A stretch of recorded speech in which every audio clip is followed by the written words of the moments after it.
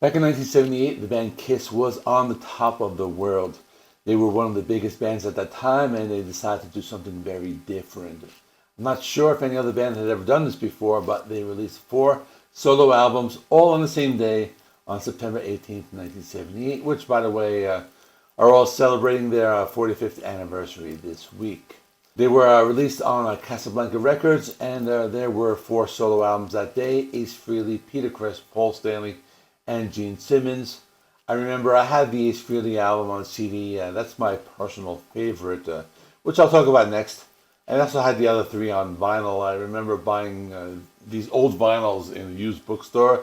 I think I paid about like $2 or $3 each for them. That was back then when vinyl was very cheap. I'm going to spend a little bit of time on each one, so let's get right into it. First, I want to talk about Ace Frehley, my personal favorite. This is by far the best out of all of them. It's a solid album. Every song is great. I listen to it all the time, and this album is most known for the hit New York Groove, which was a cover song originally by Russ Ballard and recorded by the band Hello back in 1975. This was also the reason that it was the most successful of the 4 Kiss albums, and not only is it in the best, in my opinion, but this particular single boosted its sales, and I'm also glad because Ace really never got the respect he deserved, but that's a topic for another video. This album has Anton Fig on drums. He was someone who worked with the band on a regular basis. He did session work on Dynasty and Unmasked. He would later join Ace in his next band, which would be Frehley's Comet. And here's some interesting trivia. According to Ace Frehley, he said that some of these songs were originally meant to be on the Rock and Roll Over album by Kiss. Let me read a quote from Greg Prado of AllMusic. He said, "Of the 4 Kiss solo albums, the best of the bunch is Ace Frehley's, who did not stray far from the expected heavy Kiss sound." I'll talk about my favorite songs. The opening track is called Rip It Out. And this one's a really great rocker. It has a memorable chorus, and I like that one a lot. The next song is called Speeding Back to My Baby. One sounds a lot like a Kiss song. I can imagine this appearing on one of their albums. The next 3 songs are all great. Snowblind, Ozone, and What's in Your Mind. They are super catchy rock songs, and the kind of songs that will stick in your head. Now the second side of the album opens with New York Groove. That was the big hit song I was talking about. It's a very fun, radio-friendly song. The last song on the album is also one of my favorites, called Fraction Mirror. It's an instrumental, really kind of spacey and trippy type of song. I used to sit in my dorm room and zone out to it a lot. I really enjoyed this album, so this album is a 10 out of 10. I don't really score that a lot for Kiss albums, but I think this is just a really great album. Let's talk about Peter Criss. This is probably the least Kiss-sounding album out of the 4. A lot of people say they don't like it, and it's because it's a completely different style. It has a lot of soul, R&B, and jazz.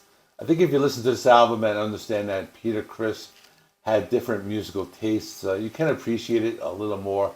For me, I don't like it just because of the style of music, but I don't think it's a bad album. There are a few songs I thought were pretty good. The popular song is called You Matter to Me. That one has a 70s disco type of sound. The main single from this was called Tossing and Turning, which was a cover song. It was originally by Bobby Lewis. It was a hit back in 1961.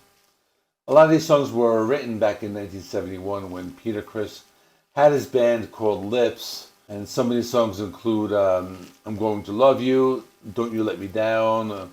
That's the kind of sugar Papa likes, and Hooked on Rock and Roll. So nothing much more to say about this one.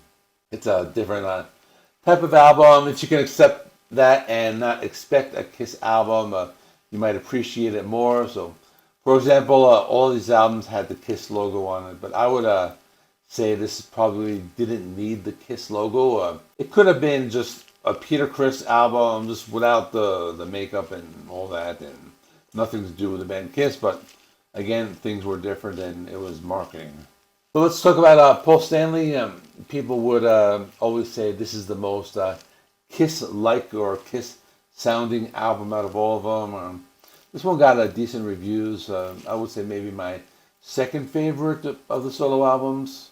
This one has all the original songs written by Paul Stanley. It's the only album of the 4 that doesn't have any covers. There are a few good songs. We got Tonight You Belong to Me, has a very 70s type of sound. I like that a lot. Move On sounds like the Kiss again, and it's a hard rocking guitar song. And that song in particular reminds me of something that could have been on like Love Gun. Then we have Ain't Quite Right. That's pretty good. More of a power ballad, kind of along the lines of I Still Love You from Creatures of the Night. That was the song that came to mind when I thought of this one. And I could probably say the same thing about track number, or the next one called Take Me Away, Together as One. It's a softer ballad with some rock guitars. It's Alright, another song. Sounds a lot like Kiss, maybe something from the album Destroyer, or another album like from that era. Overall, it's pretty good. I would say my second favorite after Ace Frehley. The last album I will talk about is Gene Simmons. This was another one that did pretty well on the charts.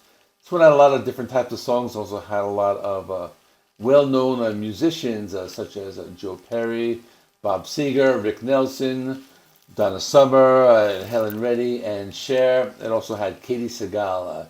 You probably know her from Married with Children. That was popular in the 80s. Or if you're older, she was also on Sons of Anarchy. But back in the 70s, she was pretty unknown. So this had 3 songs intended to be on the Destroyer album, but they were rejected by producer Bob Ezrin, and those are Burning Up with Fever, Man of a Thousand Faces, and True Confessions. Probably the most popular song on this album is Radioactive.